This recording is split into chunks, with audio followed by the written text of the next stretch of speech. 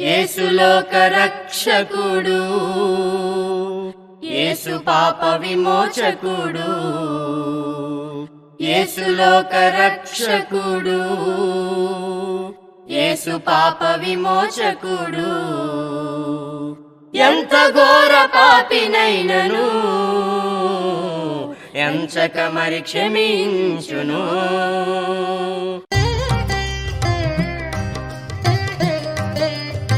ప్రభునందు ప్రియమైనటువంటి వారులారా, యేసుక్రీస్తు నామములో మీ అందరికీ వందనములు తెలియజేస్తున్నాము. దేవుని యొక్క మహాకృపను బట్టి విధంగా ఈ ప్రోగ్రామ్స్ ద్వారా మీతో దైవ సంబంధమైన సంగతులు మాట్లాడడానికి దేవుడు నన్ను ప్రేమించి నాకు ఇచ్చిన అవకాశాన్ని బట్టి దేవునికి నేను కృతజ్ఞతాస్తుతులు స్తోత్రాలు చెల్లిస్తూ ఉన్నాం.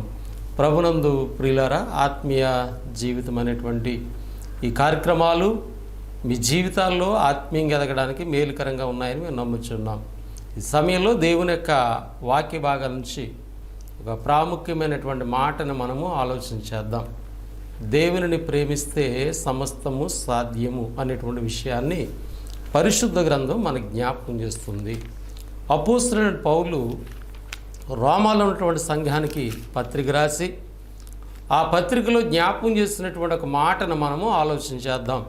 రోమిలికి రాసిన పత్రిక 8వ అధ్యాయము 28వ వచన భాగాన్ని చూసినప్పుడు, దేవుణ్ణి ప్రేమించు వారికి అనగా ఆయన సంకల్పము చెప్పున పిలువబడిన వారికి మేలు కలుగుటకై సమస్తమును సమకూడి జరుగుచున్నవని ఎరుగుదుము అనేటువంటి విషయాన్ని అపోస్తలుడైన పౌలు జ్ఞాపకం చేస్తూ ఉన్నారు. నా ప్రియమైనటువంటి వారులారా, ఈ వాక్య భాగాన్ని మనం ఆలోచన చేస్తున్నట్లయితే దేవుణ్ణి ప్రేమిస్తే సమస్తము కూడా సాధ్యము అనేటువంటి మాట ఇక్కడ జ్ఞాపకం చేయబడుతుంది. దేవుణ్ణి ప్రేమించటం అనేటువంటి విషయాన్ని చాలా వివరంగా బైబిల్ తెలియజేస్తుంది. అంత మాత్రమే కాదు, అసలు దేవుని ప్రేమించేవారు ఎవరని మనం ఆలోచన చేసినట్లయితే ఇక్కడ గ్రంథం చెప్తుంది, ఆయన సంకల్పము చెప్పున పిలువబడిన వారు. అంటే ఒక రకంగా మనం ఇది జాగ్రత్తగా ఆలోచన చేస్తే పిలువబడిన వారు అనేటువంటి మాట ఎక్లీషియా అనేటువంటి గ్రీకు పదం నుంచి వచ్చింది. ఎక్లీషియా అనేటువంటి ఈ మాటను మనం ఆలోచన చేసినప్పుడు, మరి లోకములో నుండి పిలువబడిన వారు ఎక్కడికి పిలువబడ్డారంటే ప్రభువులోనికి, అనగా సంఘము. పిలువబడిన వారంటే సంఘం మాట అండి. లోకంలోంచి ప్రభులోనికి పిలువబడ్డారు కనుక సంఘము దేవుణ్ణి ప్రేమిస్తే సమస్తము కూడా సాధ్యము అనేటువంటి విషయాన్ని మరి గ్రంథం మనకి ఇక్కడ జ్ఞాపకం చేస్తుంది. కనుక ఈ యొక్క మాటను గురించి మనం కొన్ని విషయాలు ఆలోచన చేద్దాం. ప్రభునందు ప్రియులారా, ఇందులో మనం నేర్చుకునేటువంటి మొదటి మాట అసలు ప్రేమించుట అనేటువంటి మాటను మనం గమనిద్దాం. ప్రేమించుట అనేటువంటి మాటను మనం గమనించినట్లయితే దేవుడే మానవుల్ని ప్రేమించాడు. ప్రేమ అంటే ఎలా ఉంటుందో ఆ ప్రేమ యొక్క నిర్వచనాన్ని, దాని యొక్క అర్థాన్ని ఈ లోకానికి చూపించిన వారు, తెలియజేసిన వారు, బోధించిన వారు, అనుసరించిన వారు ఎవరంటే దేవుడే. కనుక ప్రేమించుట అనగా మనం ముందుగా అర్థం చేసుకోవాల్సినటువంటి వారు ఉన్నాం. ఉదాహరణకి పరిశుద్ధ గ్రంథాన్ని మనం ఆలోచన చేస్తున్నట్లయితే యోహాను రాసినటువంటి సువార్త 3వ అధ్యాయము 16వ వాక్య భాగంలో ఎలా చెప్పబడుతుంది. ఏంటి ఆ మాటను చూసినట్లయితే, దేవుడు లోకమును ఎంతో ప్రేమించెను. దేవుడు లోకమును ఎంతో ప్రేమించాడు. లోకము అనగా మనుషుల మాట అంటే మానవుణ్ణి దేవుడు ప్రేమించాడు. ఎంతగా ప్రేమించాడంటే తన అద్వితీయ కుమారుణ్ణి ఈ లోకానికి పంపించి ఆయనందు విశ్వాసం ఉంచేటువంటి వారు నశింపక నిత్య జీవం వాళ్ళు పొందినట్లు కుమారుణ్ణి అనుగ్రహించారు అనేటువంటి విషయాన్ని పరిశుద్ధ గ్రంథం మనకి జ్ఞాపకం చేస్తుంది. కనుక ప్రేమ అనేటువంటిది తండ్రి అయిన దేవుడి నుంచి మనం నేర్చుకుంటున్నాం. ఆయన మానవుని ప్రేమించాడు. ఎంత ప్రేమించాడంటే తన కుమారుణ్ణి, తనతో సమానమైనటువంటి స్థితి కలిగినటువంటి యేసు క్రీస్తుని లోకానికి నీ కొరకు నా కొరకు ఆయన పంపించారు. కనుక ప్రభునందు ప్రియమైన వారులారా, మానవులు దేవుని ప్రేమించలేదు, కానీ మానవుడు దేవుడు సృజించారు. మానవుడికి కావలసినటువంటి జీవమును, ఊపిరిని, సమస్తాన్ని మానవుడికి దేవుడు అనుగ్రహించాడు. దేవుని బట్టి మానవుడు ఈ లోకంలో చలిస్తున్నాడు, ఉనికి కలిగి ఉన్నాడు, బ్రతుకుచున్నాడు. అయినప్పటికీ కూడా మానవుడు దేవుణ్ణి ప్రేమించలేదు. కనుక దేవుడే మొదటగా మానవుని ప్రేమించారు అనేటువంటి విషయాన్ని, ప్రేమను గూర్చి మనకి గ్రంథం చక్కటి విషయాలు జ్ఞాపకం చేస్తుంది. యోహాను రాసినటువంటి మొదటి పత్రిక 4వ అధ్యాయంలో కొన్ని ప్రాముఖ్యమైనటువంటి మాటలు మనం గమనించగలిగినట్లయితే అక్కడ చక్కటి విషయాల్ని గ్రంథం తెలియజేస్తుంది. 8వ వాక్య భాగాన్ని చూసినప్పుడు, దేవుడు ప్రేమ స్వరూపి. దేవుడు అంటేనే ప్రేమ. కాబట్టి ఆయన యొక్క స్వరూపం ఏంటంటే దేవుడికి ఏ రూపాలు పెట్టవలసిన పనిలే. ఆయన రూపమే ప్రేమ. ప్రేమ ద్వారా దేవుణ్ణి మనం అర్థం చేసుకోవాలి. ప్రేమించడం ద్వారా మనం దేవుణ్ణి ఎరిగినటువంటి వారుగా ఉండాలి. కనుక ఇక్కడ ఆలోచన చేసినట్లయితే దేవుడు ప్రేమస్వరూపి, ప్రేమ లేనివాడు దేవుణ్ణి ఎరుగుడు. ఆయన ద్వారా అనగా యేసుక్రీస్తు ద్వారా మనము జీవించినట్లు దేవుడు తన అద్వితీయ కుమారుణ్ణి లోకంలోనికి పంపెను. దీనిలో దేవుడు మన యందు ఉంచినటువంటి ప్రేమ ప్రత్యక్షపరచబడెను. మనము దేవుని ప్రేమించదమని కాదు, తానే మనల్ని ప్రేమించి మన పాపములకు ప్రాయశ్చిత్తమైనట్టుకు తన కుమారుణ్ణి మనకు పంపించారు. ఇందులో ప్రేమ అనేటువంటిది కనపడుతుంది. కనుక ప్రభునందు ప్రియులారా, ప్రేమించటం అనేటువంటి మాటను చూసినట్లయితే దేవుని నుంచే నేర్చుకుంటున్నాము. దేవుడు మానవుని ప్రేమించాడు. ఎంత ప్రేమించాడంటే, మనం ప్రేమించకపోయినప్పటికీ కూడా దేవుడు మనల్ని ప్రేమించి తన అద్వితీయ కుమారుడిని యేసుని లోకమునకు పంపించి మనకు పాప పరిహార నిమిత్తము మానవుల యొక్క పాపములు ఆయన మీద మోపి పాపములకు శిక్ష ప్రభువుకి విధించి సిలువలో ఆయన్ని మరణింపజేసి చనిపోయి సమాధించబడి ప్రభు తిరిగి 3వ దినాన మృత్యుంజయుడిగా లేచారు. కనుక తండ్రి అయిన దేవుడు మనల్ని ఎంతగానో ప్రేమించారు. ప్రేమ అనేటువంటి దాంట్లో కార్యం ఉంటుంది, క్రియ ఉంటుందన్నమాట. కేవలం ప్రేమిస్తున్నాను నోటి మాటతో చెప్పడం కాదు, కానీ తండ్రి అయిన దేవుడు లోకాన్ని ప్రేమించాడంటే ఆ లోకానికి తన కుమారుని ఇచ్చాడు. అందులోనే దేవుని ప్రేమ ఎంత గొప్పదో మనకు అర్థమవుతుంది. అలాగే యేసు ప్రభు కూడా మనల్ని ప్రేమించి తండ్రి యొక్క మాటకి లోబడి ఈ లోకమునకు ఆయన వచ్చి మనల్ని ఎంతగా ప్రేమించాడంటే తన్ను తానే సిలువుకి అప్పగించుకున్నాడు. ఆయన ఎఫెసీయులకు రాసిన పత్రిక 5వ అధ్యాయం 2వ వచన భాగం చూసినప్పుడు, క్రీస్తు మిమ్మును ప్రేమించి పరిమళ వాసనగా ఉండుటకు మన కొరకు తన్ను తాను దేవునికి బలిగాను అర్పణగాను అప్పగించుకును, అలాగునే మీరును ప్రేమించండి. కాబట్టి మనం కూడా బోధించబడుతున్నాం ప్రభు ఎంతగా మనల్ని ప్రేమించాడో అలాంటి ప్రేమ మీరు కూడా కలిగి జీవించండి అని అపోస్తలుడైన పౌలు ఎఫెసులో ఉన్నటువంటి సంఘానికి రాసినటువంటి పత్రిక ద్వారా మనకి జ్ఞాపకం చేస్తున్నారు. కనుక తండ్రి అయిన దేవుడు మనల్ని ప్రేమించారు, కుమారుని పంపించారు, ప్రభు మనల్ని ప్రేమించారు, సిలువుకి అప్పగించుకున్నాడు. ఆయన తను తానే బలిగాను అర్పణగాను అప్పగించుకుని మన కొరకు బలియాగం చేశాడు. ఆయన ప్రాణాన్ని పెట్టాడు. ప్రభునందు నా ప్రియమైనటువంటి వారులారా, ప్రేమ అనేటువంటిది దాంట్లో ఏముంటుంది, ఏ విధంగా దేవుడు మనల్ని ప్రేమించాడనేటువంటి సత్యాన్ని గ్రంథం మనకు తెలియజేస్తుంది. కాబట్టి మనము కూడా దేవుణ్ణి ప్రేమించాలి. దేవుణ్ణి ప్రేమించే వారికే సమస్తము సాధ్యము.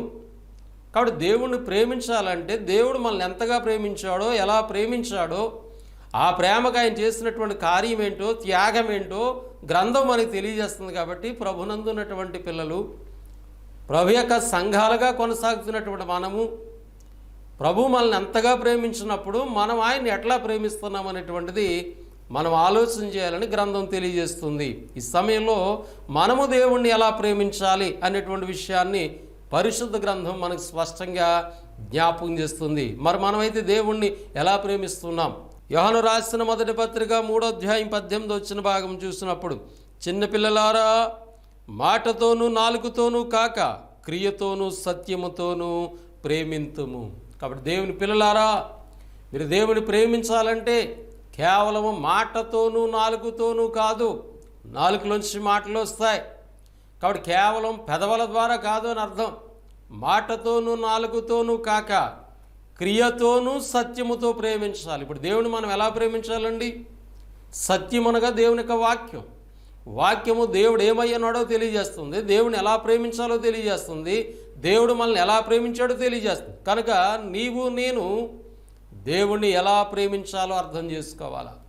అలా ప్రేమించడంలో సత్యముతోనూ క్రియతోనూ దేవుని యొక్క వాక్యం ఏ విధంగా దేవుని ప్రేమించాలో తెలియజేస్తుందో ఆ విధంగా పని కలిగినటువంటి వారుగా, క్రియ చేసేటువంటి వారుగా మనం దేవుని ప్రేమించాలి. కాబట్టి నేను దేవుని ప్రేమిస్తున్నానని ఏదో కూర్చొని ప్రేమిస్తున్నానని మనం చెప్పుకుంటే మనం దేవుని ప్రేమించే వాళ్ళం కాదు. అలాంటి ప్రేమ దేవుణ్ణి సంతోషపరచదు. దేవుడు తన కుమారుని లోకానికి పంపించి ఆయన యొక్క క్రియను తన కుమారుడు ద్వారా మనకు చూపించాలి. ప్రభు మనల్ని ప్రేమించి ఆ క్రియారూపంలో ఆయన సిలువకు అప్పగించుకున్నాడు. కనుక ఈనాడు నీవు నేను దేవుణ్ణి ఏ విధంగా ప్రేమిస్తున్నాం? మనం నిజంగా దేవుని ప్రేమించామా? సమస్తమును కూడా సాధ్యము అనేటువంటి విషయాన్ని పరిశుద్ధ గ్రంథం మనకు జ్ఞాపకం చేస్తుంది. దేవుని ద్వారా నీ జీవితంలో, నా జీవితంలో ఇహపరమైనటువంటి దీవెన ఆశీర్వాదం మనం పొందుకోవాలంటే మనము దేవుని ప్రేమించవలసినటువంటి వారుగా ఉన్నాము అనేటువంటి విషయాన్ని గ్రంథం తెలియజేస్తుంది. కనుక ఎట్లా ప్రేమించాలంటే కేవలము మాటతోనూ నాలుగుతో కాదు కానీ క్రియతోనూ సత్యముతోనూ ప్రేమించాలి. అలా ప్రేమించాలంటే దేవుని యొక్క మాటలను గురించి మనం ఆలోచించాలి. ఒకనాటి ఇశ్రాయేలు ప్రజల గురించి మనం ఆలోచన చేస్తున్నప్పుడు హెస్కేలు గ్రంథము 33వ అధ్యాయము 31వ వచన భాగం చూసినప్పుడు, నా జనులు రాదగిన విధముగా వారు నీ యొద్దకు వచ్చి నీ జనులైనట్టు నీ యొద్ద కూర్చుండి నీ మాటలు విందురు గాని వాటిని అనుసరించి ప్రవర్తింపరు. వారి నోటితో ఎంతో ప్రేమ కనపరుచుదురు గాని వారి హృదయము లాభమును అపేక్షించుచున్నది. ప్రియమైనటువంటి వారులారా, ఇక్కడ ఈ సంగతిని మనం గమనించగలిగినట్లయితే ఒకనాటి ఇశ్రాయేలు ప్రజల గురించి ప్రవక్త తెలియజేస్తున్నాడు. నా జనులు రాదగినటువంటి విధంగా నీ యొద్దకు రావట్లే. వాళ్ళు వస్తున్నారు, కూర్చుంటున్నారు కానీ నీ మాటలు వింటున్నారు కానీ నీ మాటలు అనుసరించి వాళ్ళు జీవించలేకపోతున్నారు. అంటే వాళ్ళు కేవలము పెదవులతోనే నిన్ను ప్రేమిస్తున్నారు కానీ హృదయపూర్వకంగా నిన్ను ప్రేమించలేకపోతున్నారు, క్రియతో వాళ్ళు ప్రేమించలేకపోతున్నారని మరి హెస్కేలు ప్రవక్త ఒకనాటి దేవుని ప్రజలైనటువంటి ఇశ్రాయేలు గురించి మాట తెలియజేశారు. కాబట్టి మనము క్రియలేనటువంటి ప్రేమ దేవుడికి అవసరంలే. ఆయన ఎట్లా ప్రేమించాలంటే మాటతో నాలుగుతో కాదు కానీ సత్యముతోనూ క్రియతో దేవుని ప్రేమించాలి. అలా ప్రేమిస్తే ఆ ప్రేమ ద్వారా మన జీవితాల్లో అనేకమైనటువంటి కార్యాలు మనం పొంది గ్రంథం తెలియజేస్తుంది. సత్యం అంటే దేవుని యొక్క వాక్యమే సత్యం అని చెప్పబడింది. కాబట్టి వాక్య సంబంధంగా దేవుణ్ణి క్రియ రూపంలో ప్రేమించవలసినటువంటి వారుగా మనం ఉన్నామనేటువంటి విషయాన్ని పరిశుద్ధ గ్రంథం తెలియజేస్తుంది. అలా ప్రేమిస్తే దేవునికి సంతోషం అని గ్రంథం తెలియజేస్తుంది. యోహాను గారు రాస్తారు, 2వ పత్రిక 1-2 వచనాలను మనం గమనించినట్లయితే, నా పిల్లలు సత్యమును అనుసరించి నడుచుకునుచున్నారని వినిటి కంటే నాకు ఎక్కువైన సంతోషం లేదన్నాడు. అంటే దేవుని యొక్క పిల్లలు సత్యాన్ని అనుసరించి ఆయన ప్రేమించినట్లయితే, సత్య సంబంధాలుగా వాళ్ళు ఉన్నట్లయితే దేవుడు సంతోషిస్తాడు అనేటువంటి సత్యాన్ని గ్రంథం మనకు జ్ఞాపకం చేస్తుంది. కాబట్టి ప్రభునందు నా ప్రియమైనటువంటి వారులారా, దేవుణ్ణి మనం ఎలా ప్రేమించాలనేటువంటిది మొదటి మాటగా మనం గమనించాము. సత్యముతోనూ క్రియతోనూ దేవుణ్ణి ప్రేమించాలి. రెండవదిగా మనం ఆలోచన చేస్తున్నట్లయితే యేసు ప్రభువారు భూమి మీద జీవించినటువంటి దినాల్లో తను వెంబడించినటువంటి శిష్యులకి, అలాగే ఆనాటి ఆయన బోధ వెంటాకు వచ్చినటువంటి వారికి అనేకమైన విషయాలు ఆయన నేర్పించారు. ఆయన్ని ప్రేమించాలంటే ఎలా ప్రేమించాలో మరి అపోస్తలుకి చాలా స్పష్టంగా ప్రభువు బోధించారు. యోహాను రాసినటువంటి సువార్త 14వ అధ్యాయము 23వ వచన భాగంలో యేసు ప్రభువారు ఈ విధంగా తెలియజేశారు. యేసు ప్రభువారు అంటున్నారు, ఒకడు నన్ను ప్రేమించిన ఎడలా వాడు నా మాట గైగొనును. అంటే యేసు ప్రభుని ప్రేమించటం లేదా దేవుణ్ణి మనం ప్రేమించాలంటే ఎలా ప్రేమిస్తామంటే నేను ప్రేమిస్తున్నానని చెప్పుకుంటే కాదు కానీ మొదటిగా మనం గమనించాము సత్యముతోనూ క్రియతో ప్రేమించాలి. అంటే వాక్యం ఏదైతే చెప్తుందో అట్టి రీతిగా మనం పని కలిగినటువంటి వారుగా దేవుని ప్రేమించాలి. యేసు ప్రభు చెప్తున్నారు ఇంకా వివరంగా, ఒకడు నన్ను ప్రేమిస్తే నా మాటను గైగోవాలి. అంటే ఇప్పుడు నేను ప్రభుని ఎలా ప్రేమించగలనంటే ప్రభుని నేను ప్రేమించి ఆయన ద్వారా నేను సమస్తమును పొందుకోవాలంటే నేను ప్రభుని ప్రేమించాలి. ఎలా ప్రేమించాలంటే దేవుని వాక్యం తెలియజేస్తుంది. ప్రభువు చెప్తున్నారు, ఒకడు నన్ను ప్రేమిస్తే నా మాటను గైగోవాలి. అంటే ప్రభువు మనకి ఏదైతే తెలియజేస్తారో ఏ సంగతులైతే ఆయన బోధించాడు, ఆయన మాటలు మనం అనుసరించడం ద్వారా, కేవలం వినటం ద్వారా కాదు మాటండి. విని మర్చిపోతున్నారు, విని మోసపోతున్నారు అనేక మంది. యేసు ప్రభు అన్నారు, మీరు వినివారు మాత్రమైండి, మిమ్మల్ని మీరు మోసపుచ్చుకోవద్దు అన్నాడు ఆయన. అంటే వినేసి విడిచిపెడితే మోసపోతున్నాం, కానీ వినటం ద్వారా దేవుణ్ణి ప్రేమించట్లేదు. కానీ విన్నటువంటి మాట ప్రకారంగా చేయటం ద్వారా మనం దేవుని ప్రేమించగలమనేటువంటి సత్యాన్ని గ్రంథం మనకి ఇక్కడ తెలియజేస్తుంది. కనుక ప్రభు బోధించినటువంటి బోధన ఆలోచన చేస్తే, ఒకడు నన్ను ప్రేమిస్తే నా మాటను గైకోవాలంటే అనుసరించాలని ప్రభు తెలియజేశారు.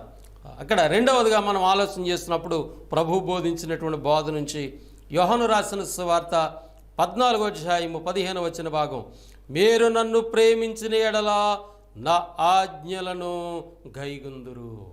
మీరు నన్ను ప్రేమిస్తే మీరేం చేస్తారంటే నా ఆజ్ఞలను గైగుంటారు. అంటే దేవుని యొక్క ఆజ్ఞలను గైగుంటం ద్వారా మాత్రమే మనం దేవుని ప్రేమించగలుగుతాం. కానీ దేవుని ఆజ్ఞలు పాటించకుండా ఎవరూ కూడా దేవుణ్ణి ప్రేమించలేరు అనే విషయాన్ని యేసు ప్రభు బోధించినటువంటి బోధ మనకు తెలియజేస్తుంది. యేసు ప్రభు తను ప్రేమించాలంటే ఏం చేయాలనేటువంటి విషయాల్ని అపోస్తలుగా ఆయన నేర్పించాడు. కనుక ఆయన బోధించిన బోధలో రెండో మాటగా మనం ఆలోచన చేస్తే, మీరు నన్ను ప్రేమించిన ఎడల నా ఆజ్ఞలను గైగుందురు. ప్రభు మనకు ఏదైతే ఆజ్ఞాపించాడో ఆజ్ఞలు కనుక మనం గైగుంటం ద్వారా మాత్రమే మనం దేవుని ప్రేమించగలుగుతున్నాం, ప్రభుని ప్రేమించగలుగుతున్నాం. ఒకవేళ ఆజ్ఞను కనుక మనం విడిచిపెట్టినట్లయితే, ఆజ్ఞలు మనం అనుసరించకపోయినట్లయితే ప్రేమిస్తున్నామని మనం మోసపోతున్నాం తప్ప మనం ఆయన ప్రేమించలేకపోతున్నాం అనేటువంటి సత్యాన్ని గ్రంథం తెలియజేస్తుంది. కనుక ప్రభునందు ప్రియులారా, దీని విషయమే ప్రభు బోధించినటువంటి బోధ నుంచి కొన్ని విషయాలు మనం ఆలోచన చేసినప్పుడు, ఆయన ప్రేమించాలంటే ఎలా ప్రేమించాలో, ఆయన మాట గైకోవాలని, ఆయన ఆజ్ఞలు అనుసరించాలని సాక్షాత్తు తన జీవితాన్నే మాదిరిగా ఆయన తెలియజేస్తాడు. యోహాను సువార్త 15వ అధ్యాయము 10వ వాక్య భాగాన్ని చూసినప్పుడు, నేను నా తండ్రి ఆజ్ఞలను గైకొని ఆయన ప్రేమ యందు నిలిచిన ప్రకారము మీరు నా ఆజ్ఞలు గైకొనని ఎడల నా ప్రేమ యందు నిలిచియుందురు. ప్రభు తన 12 మంది అపోస్తలులకు నేర్పిస్తూ ఉన్నాడు. ఆయన దేవుని ప్రేమించడం అంటే ఏంటో, దేవుని ప్రేమిస్తే సమస్తము సాధ్యం అనేటువంటి విషయాన్ని పౌలు మనకు జ్ఞాపకం చేస్తారు. కనుక దేవుని ప్రేమించాలంటే ఆయన యొక్క జీవితాన్ని అపోస్తలులకు నేర్పిస్తున్నారు యేసు ప్రభువారు. ఆయన ఏమంటున్నాడంటే, నేను నా తండ్రి ఆజ్ఞలు గైకొని ఆయన ప్రేమయందు నిలిచిన ప్రకారం. యేసు ప్రభువారు భూమి మీద మానవుడిగా ఉన్నటువంటి దినాల్లో తండ్రి ప్రేమలో ఆయన ఎలా నిలిచారంటే, ఆయన తండ్రి ఆజ్ఞాపించినటువంటి ఆజ్ఞలు గైకొని ఆయన తండ్రి ప్రేమలో నిలిచారు. కాబట్టి మీరు కూడా నన్ను ప్రేమించి నా ఆజ్ఞలు గైకొన్నట్లయితే నా ప్రేమలో మీరు ఉంటారని ప్రభు వారికి తెలియజేశారు. కనుక మనం ఈనాడు ప్రభు యొక్క బిడ్డలుగా, ప్రభు సంబంధులుగా, ఆయన ప్రేమించేటువంటి బిడ్డలుగా ప్రభు మనకు ఆజ్ఞాపించినటువంటి ఆజ్ఞలు మనం గైకొని ఆజ్ఞల ప్రకారంగా ఆయన మనం ప్రేమించినట్లయితే మనము ధన్యులము, దీవునికి ఆశీర్వాదానికి పాత్రులమైనటువంటి విషయాన్ని గ్రంథం మనకి ఇక్కడ జ్ఞాపకం చేస్తుంది. యోహాను సువార్త 14వ అధ్యాయము 21వ భాగంలో యేసు ప్రభువారు మరొక సంగతిని జ్ఞాపకం చేశారు.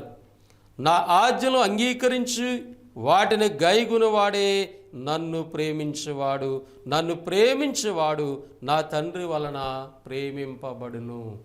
కనుక ఎవరైతే ప్రభు యొక్క ఆజ్ఞలను గైకొని ఆజ్ఞలు గైకొనటం ద్వారా ఆయన ప్రేమిస్తున్నారో, ఆ విధంగానే మనము తండ్రి యొక్క ప్రేమను పొందుకోగలుగుతాము అనేటువంటి సత్యాన్ని ప్రభు ఇక్కడ మాట్లాడారు. నా ఆజ్ఞలు, యోహాను సువార్త 14:21, నా ఆజ్ఞలు అంగీకరించి వాటిని గైకొనువాడే నన్ను ప్రేమించేవాడు, నన్ను ప్రేమించేవాడు నా తండ్రి వలన ప్రేమింపబడును. కాబట్టి దేవుని చేత మనం ప్రేమించబడాలంటే, దేవుని మనం ప్రేమించాలంటే, దేవుని ద్వారా అసాధ్యమైనది ఏది లేకుండా మన జీవితాల్లో మనం సమస్తం మనం సాధ్యపడాలంటే మన జీవితాల్లో ప్రభునందు ప్రియులారా ఆలోచన చేయండి.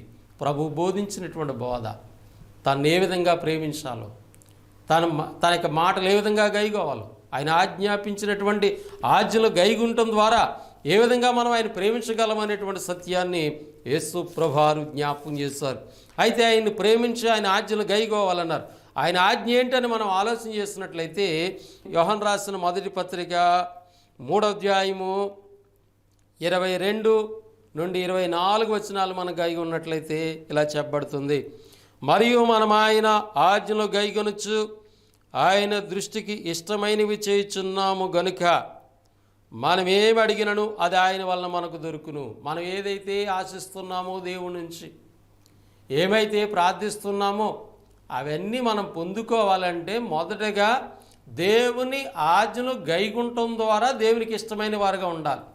ఏంటి ఆజ్ఞ అంటే, ఆయన ఆజ్ఞ ఏదనగా ఆయన కుమారుడైన యేసుక్రీస్తు నామమును నమ్ముకుని, ప్రభు యొక్క నామమును నమ్ముకోవాలి. ప్రభు నామము విడిచిపెట్టకూడదు.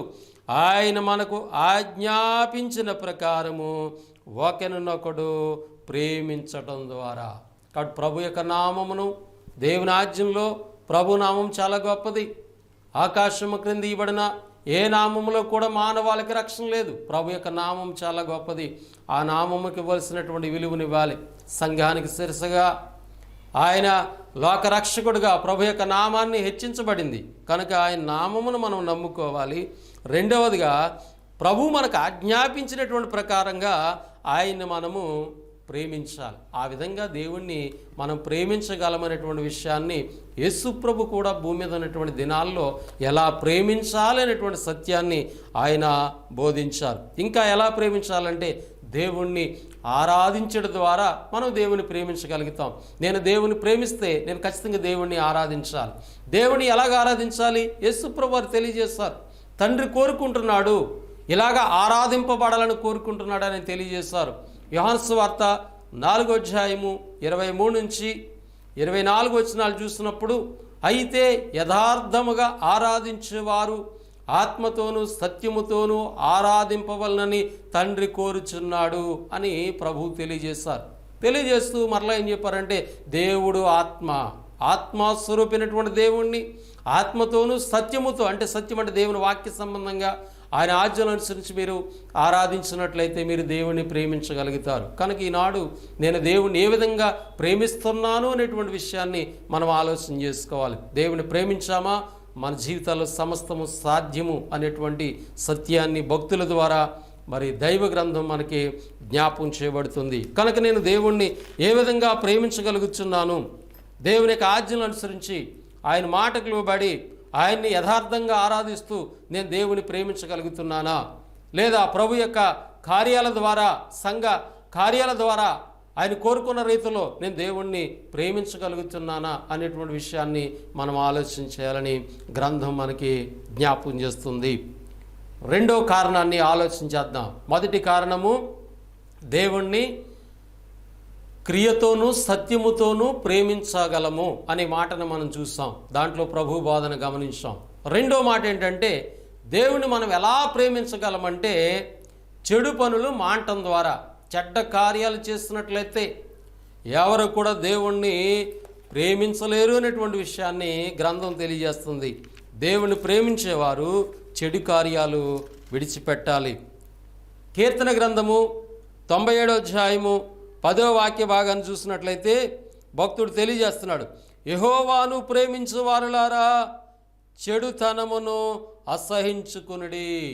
దేవుని ప్రేమిస్తే మీరేం చేయాలంటే చెడుతనాన్ని అసహించుకోవాలి. ఎందుకంటే చెడుతనముకు దేవుని దగ్గర స్థలం ఉండదండి. చెడుని దేవుడు ఆహ్వానించడు. ఎందుకంటే పాపానికి కానీ చెడు కార్యాలకు కానీ దేవుడి దగ్గర చోటు లేదు. దేవుడు పరిశుద్ధుడు, పవిత్రుడు. ఆయన ప్రత్యేకంగా ఉండేటువంటి వాడు. ఆ ఒక యేసుప్రభు భూమి మీద జీవించినప్పటికీ కూడా మానవుడిగా పాపుల మధ్య జీవించినప్పటికీ కూడా పాపం లేనటువంటి ప్రత్యేకత కలిగినటువంటి జీవితాన్ని జీవించినటువంటి వాడు. కనుక చెడు కార్యాలు చేస్తూ ఎవరు కూడా దేవుని ప్రేమించలేరు. నేటి దినాల్లో అనేక మంది అనేక విధాలుగా అనేక ఆలోచనల ప్రకారంగా వాళ్ళ ఉద్దేశాల ప్రకారంగా దేవుళ్ళు ఉన్నామనుకుని జీవించి వాళ్ళ ఆలోచన ప్రకారం నడుచుకుంటూ మేము దేవుని ప్రేమిస్తున్నామని మోసపోతూ ఉన్నారు. నీవైనా నేనైనా దేవుని ప్రేమించినట్లయితే చెడు కార్యాలను విడిచిపెట్టాలి. ఎందుకంటే చెడు అనేటువంటిది దేవుని సంబంధమైనది కాదు. చెడు కార్యాలు చేసేవాడు, చెడు కార్యాలు తీసుకొచ్చేవాడు అపవాది. కాబట్టి అట్టి కార్యాలకి దేవుని దగ్గర స్థలము లేదని బైబిల్ తెలియజేస్తుంది. కీర్తన గ్రంథం 5వ అధ్యాయము 4-5 వచన భాగములు చూసినప్పుడు, నీవు దుష్టత్వమును చూసి ఆనందించు దేవుడవు కావు, చెడుతనమునకు నీ యొద్ద లేదు. కాబట్టి దుష్టత్వము అపవాద సంబంధమైంది. దుష్టత్వమును చూసి నీవు ఆనందించు దేవుడు కాదు, చెడుతనమునకు నీ యొద్ద చోటు లేదు. డాంబికులు నీ సన్నిధిని నిలవలేరు, పాపము చేయవారు నీకు అసహ్యులు. కనుక ప్రభునందు ప్రియులారా, దేవుని ప్రేమించడంలో రెండో భాగం మనం చూస్తున్నాము. ఈ రెండో భాగంలో చెడ్డ పనులు ఎప్పుడైతే మానేస్తామో మనం దేవుని ప్రేమించగలుగుతున్నాం. ఒకప్పుడు దేవుడిని నమ్మనప్పుడు మనం లోకంలో మన ఆలోచన ప్రకారంగా, మన ఉద్దేశ ప్రకారంగా జీవించి ఉండొచ్చు. కానీ దేవుడిని వెంబడించిన తర్వాత, ప్రభుని తెలుసుకున్నాక, రక్షణ పొందిన తర్వాత, ప్రభు బిడ్డలుగా సంఘములోకి మనకు వచ్చిన తర్వాత చెడ్డ కార్యాలు మానాలి. చెడ్డ కార్యాలు చేస్తూ ఎవరో దేవుని ప్రేమించలేరు. మనమైతే ప్రేమిస్తున్నామని మనం అనుకోవచ్చు, కానీ మనం మోసపోతున్నాం. ఈనాడు దేవుడిని నమ్మినప్పటికీ కూడా అనేకమైనటువంటి అబద్ధాలు, అనేకమైన మోసాలు, లేదా అనేకమైన చెడు కార్యాలు, చెడ్డ కార్యాలు అనేకమంది చేస్తూ వారందరూ కూడా మేము దేవుని ప్రేమిస్తున్నామని దేవుని యొక్క నామమునకు అవమానం తెచ్చేటువంటి కార్యక్రమాలు లోకంలో జరుగుతున్నాయి. కనుక బైబిల్ చాలా స్పష్టంగా తెలియజేస్తుంది, నువ్వు దేవుని ప్రేమిస్తే నువ్వు చెడ్డ పనులు మానేయాల. చెడ్డ పనులు ఎప్పుడైతే మానవో నువ్వు దేవుని ప్రేమించగలుగుతావు. ఎందుకంటే చెడుకి దేవుని దగ్గర చోటు లేదు. కాబట్టి చెడ్డ కార్యాలు చేస్తూ మనం దేవుని ప్రేమించలేము, చెడ్డ కార్యాలు చేస్తూ దేవుణ్ణి ఆరాధించలేము, చెడ్డ కార్యాలు చేస్తూ దైవ కార్యాలు చేయలేము.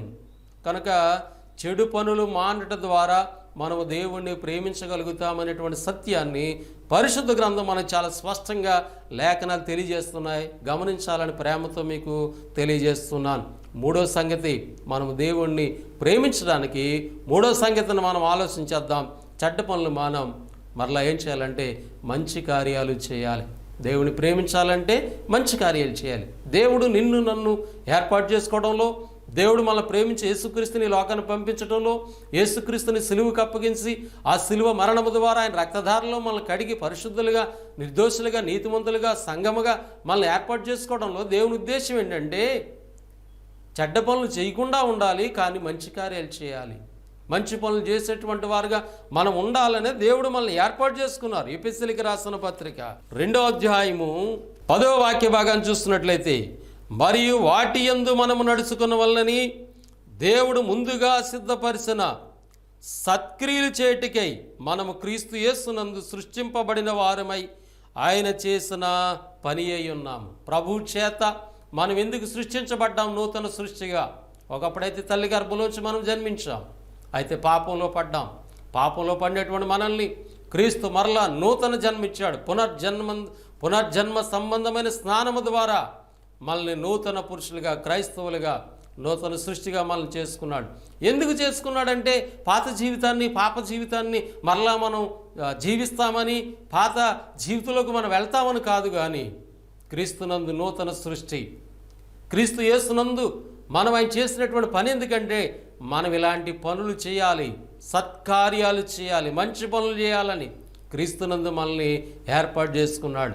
కనుక యేసుక్రీస్తుని గురించినటువంటి స్వార్థ ప్రకటించడం మంచి కార్యం, ప్రభుని గురించి ఇతరులతో మాట్లాడడం మంచి కార్యం, దేవుని గురించి తెలియజేయడం మంచి కార్యం, ఇతరులకి మేలుకరమైనటువంటి కార్యాలు చేయడం మంచి కార్యం. బైబిల్ చెప్తుంది, యాకోబు పత్రిక 4:17 అంటాడు, మేలనేది చేయనెరుగుండి అలా చేయని వానికి పాపం అని చెప్పబడుతుంది. కనుక మంచి కార్యాలు చేసేటువంటి దేవుని పిల్లలుగా మనం ఉండాలని దేవుడు మనల్ని ఏర్పాటు చేశాడు. ఆ విధంగా చెడ్డ పనులు మానేసి మంచి పనులు చేయడం ద్వారా మనము దేవుణ్ణి ప్రేమించగలుగుతామని గ్రంథం చెప్తుంది. అందుకే యేసు ప్రభువు వారు భూమి మీద జీవించినటువంటి దినాల్లో ఆయన బోధించినటువంటి బోధన మనం ఆలోచన చేసినట్లయితే ఆయన ఈ విధంగా చెప్పారు.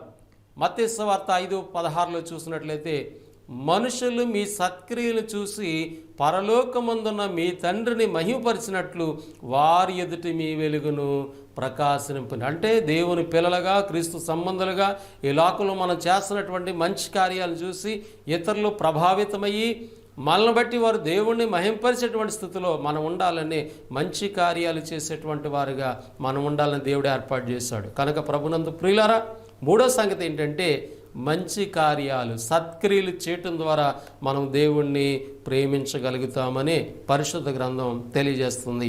అలా దేవుణ్ణి ఎవరైతే ప్రేమిస్తారో, 3 సంగతులు మీకు జ్ఞాపకం చేస్తాను. దేవుడు మనల్ని ప్రేమించాడు. మనం ఎలా ప్రేమించాలంటే సత్యముతోనూ క్రియతో ప్రేమించాలి. ప్రభు బోధన మనం గమనించాలి. రెండవదిగా చెడు కార్యాలు మానటం ద్వారా ప్రేమించాలి. మూడవదిగా మంచి కార్యాలు సత్క్రియలు చేయటం ద్వారా దేవుని ప్రేమించాలి. ఆ విధంగా మనం దేవుని ప్రేమించినట్లయితే పౌలు గారు చెప్పారు, దేవుని ప్రేమించే వారికి అనగా ఆయన సంకల్పం చెప్పున పిలువబడిన వారికి సమస్తం మేలు కలుగుటికై సమస్తమును సమకూడి జరుగుచున్నాయి. దేవుని ప్రేమించే వారికి సమస్తము సాధ్యము అనేటువంటి అంశాన్ని మనం ఆలోచన చేస్తున్నాం. దేవుని ప్రేమిస్తే నిజంగా దేవుడు ఏం చేస్తాడు? దేవుని ప్రేమించే వారికి దేవుడు మేలు కలగజేస్తాడు. కొరింథీయులకు రాసిన మొదటి పత్రిక 2వ అధ్యాయం 9-10 వచనాలు చూస్తున్నట్లయితే గ్రంథం చాలా స్పష్టంగా చెప్తుంది. మరి అక్కడ వాక్య భాగాన్ని చూసినప్పుడు పౌలు అన్నాడు, దేవుడు ప్రేమించే వారికి ఆయన ఏం చేస్తున్నాడో కంటికి కనపడలేదు, చెవికి కనపడలేదు, మనిషి హృదయంకు గోచరము కాలేదన్నాడు. కానీ 10వ వచనాన్ని చూసినట్లయితే మనకైతే ఆత్మ ద్వారా వాటన్నిటిని కూడా దేవుడు తెలియజేశాడు. కనుక రక్షింపబడినటువంటి పిల్లలకి దేవుని ప్రేమించే వారికి దేవుడు ఏం చేస్తాడో తెలియజేయబడింది పరిశుద్ధాత్మ ద్వారా, అంటే వాక్యం ద్వారా. కాబట్టి మనకి ఎలాంటి మేలు చేస్తాడు? యాకోబు అంటాడు, దేవుని ప్రేమించే వారికి జీవ కిరీటం ఇస్తానని చెప్పాడు. దేవుని ప్రేమించే వారికి సమస్తము కూడా అనుగ్రహిస్తానని పౌలు రోమా 8:32లో తెలియజేశాడు. అలాగే నెహెమ్యా గ్రంథంలో అంటాడు, దేవుని ప్రేమించే వారికి దేవుని యొక్క హస్తము ఎల్లప్పుడూ తోడుగా ఉంటుందని గ్రంథం తెలియజేస్తుంది. కనుక దేవుని ప్రేమించే వారికి ఫిలిప్పీ పత్రికలో పౌలు అంటాడు, కాగా దేవుడు తన ఐశ్వర్యము చెప్పున క్రీస్తు యేసునందు మహిమలో మీ ప్రతి అవసరమును కూడా తీరుస్తాడని చెప్పబడింది. కనుక ప్రభునందు నా ప్రియమైనటువంటి వారులారా, మనం దేవుని ప్రేమించడం ఎంతో ధన్యత. దేవుడు ముందుగానే మనం ప్రేమించాడు. ఎలా ప్రేమించాడో తన కుమారుడు ద్వారా మనకు తెలియజేశాడు. కాబట్టి ప్రభువును బట్టి, ఆయన బోధన బట్టి మనం దేవుని ప్రేమించాలి. దేవుని ప్రేమిస్తే మన జీవితాల్లో దేవుడు సమస్తము సాధ్యకరంగా చేస్తాడు. అటువంటి మేలులు, ఇహపరమైనటువంటి దేవుని ఆశీర్వాదాలు మన జీవితాల్లో మనం పొందుకోవాలంటే దేవుని ప్రేమిందాం. ఎలా ప్రేమించాలో మనం చూస్తాం. అటు రీతిగా ఆయన ప్రేమించి ఆయనలో కొనసాగుదాం. ఆయన ద్వారా ఇహపరమైన దేవుని ఆశీర్వాదాలు పొందుదాం. దేవుడు మిమ్మలను, మీ కుటుంబములను దీవించునుగాక. ఆమేన్. మీ అందరికీ వందనములు. ప్రేమగల మా తండ్రి, దయగల నాయన, మీకు కృతజ్ఞతాస్తుతులు, స్తోత్రములు చెల్లిస్తూ ఉన్నాం. ఈ సమయంలో ఈ ప్రోగ్రాం ద్వారా దేవుణ్ణి ప్రేమించటం అనేటువంటి మాట గురించి గమనించాం. ఆయన ప్రేమిస్తే ఎలాంటి దీవెన ఆశీర్వాదాలు మీ పిల్లలకి మేము పొందుకుంటామో జ్ఞాపకం చేసుకున్నాం. చెప్పబడిన మాటలు నిష్ప్రయోజనం కాకుండా విన్నటువంటి ప్రతి బిడ్డ జీవితంలో మేలుకరంగాను మీకు మహింకరంగా ఉండటానికి కార్యక్రమాలు ప్రోత్సహించినటువంటి స్థానిక సంఘ బిడ్డల్ని, అలాగే ఛానల్ వారిని బట్టి, సహకరిస్తున్న వారిని బట్టి మీకు స్తుతులు చెల్లిస్తున్నాం. దీవించి ఆశీర్వదించి మీ కృప చూపమని యేసుక్రీస్తు నామములో ప్రార్థించి వేడుకొనిచున్నాము తండ్రి. ఆమేన్.